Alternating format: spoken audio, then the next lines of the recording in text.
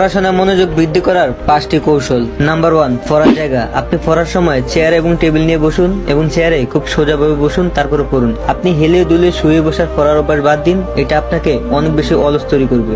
Number 2, আপনি যে বিষয়ে পড়াশোনা করবেন সেটিকে কঠিন না মনে করে বরং সহজ মনে করুন, কারণ আপনি যেটিকে কঠিন মনে করবেন সেটি আপনার জন্য কঠিনই হবে, আর যেটিকে আপনি সহজ মনে করবেন সেটি আপনার জন্য সহজই হবে। নাম্বার 3, লিখুন বা বলুন। পড়ার ফাঁকে ফাঁকে আপনি পয়েন্টগুলো না দেখে লিখুন। যদি সব বিষয় আপনার মনে পড়ে তাহলে এটি আপনার পড়াশোনার প্রতি কনফিডেন্স আরো বাড়িয়ে দেবে।